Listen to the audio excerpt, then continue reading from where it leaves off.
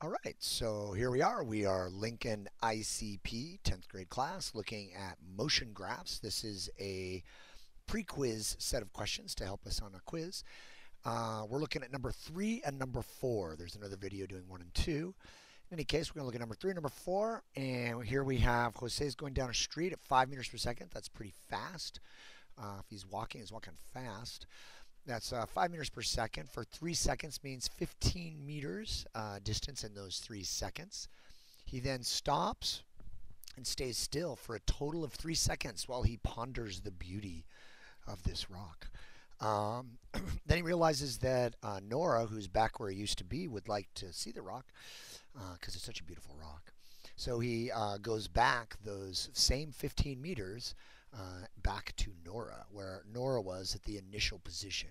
We're going to go ahead and label that initial position as a 0 position.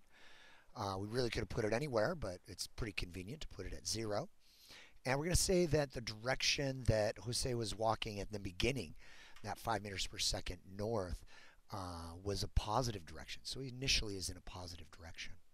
One thing before I scroll down to the graphs is I'd like you to notice that the second time he's moving, when he goes backwards, he goes 15 meters back, and it takes 4 seconds. So distance divided by time, or change in position over change in time, gives him that negative velocity of 3.75 for that last 4 seconds. Okay, so we have 3 seconds of motion, 3 seconds standing still, and then 4 seconds of motion.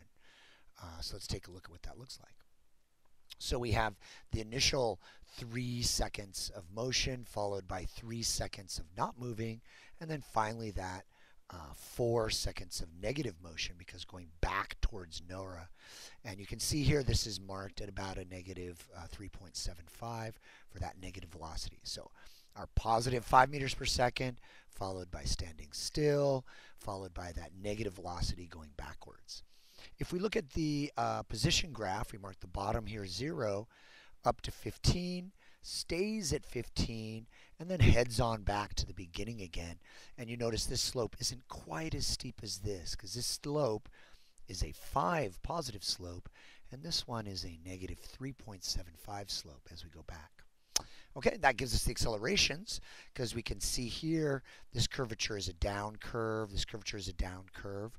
Those are indicative of negative accelerations. Also, the velocity goes down from 5 down to 0. And then here again from 0 down to negative 3.75. So these slopes being negative downward slopes also indication that these two accelerations will be negative. Notice that while the velocity was constant, while Jose was walking along there, jogging along, the velocity was constant, so the acceleration was 0. Okay, and then as he abruptly stopped to look at the rock, that acceleration was negative. So the positive forward velocity turned into a 0 velocity, and that took a negative acceleration. Similarly, once the velocity was 0 and then went down to a negative velocity, he had to go speeding up but in a negative direction. That also took a negative acceleration, and that happened at time equals 6 seconds. And that is number 3. Let's take a look at number 4. 4 is sort of laid out nice and cleanly here. Looks like a lot happens in 10 seconds. Let's take a look at what it is. From 0 to 2, Bob stands still. So Bob's standing still at the start. For 2 seconds, he walks backwards at 3 meters per second. And if we look here, we assume that he was standing still at position 0. And then quickly walked back to the negative 6 position.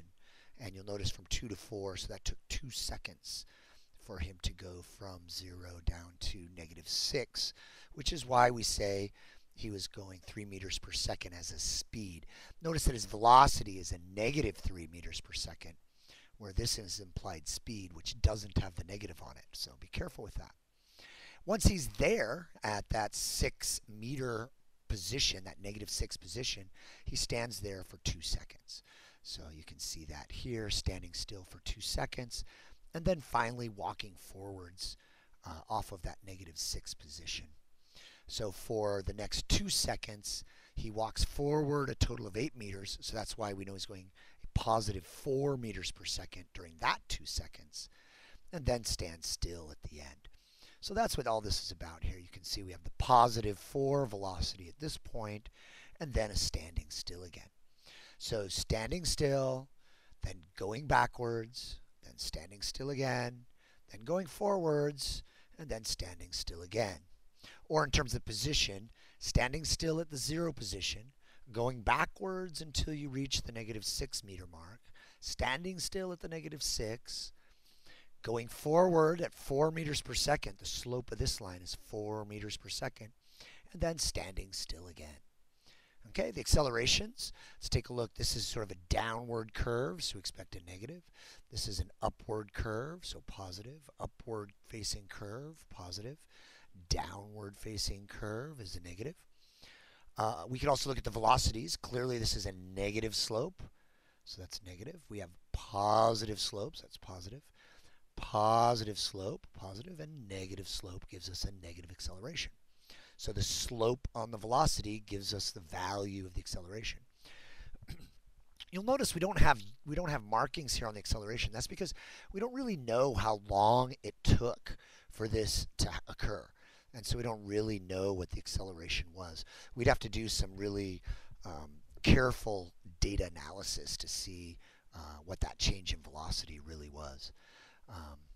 But clearly there was a negative acceleration for that short period of time in this point, because we're standing still, and then later we have a negative velocity. Here we have a negative velocity, and later we're standing still, so that means a positive acceleration. Here we're standing still, and later a positive velocity, so that has to be a positive acceleration. And then here we're moving forward, but then we stop, and that is indicative of a negative acceleration. So there we go. That's number 4.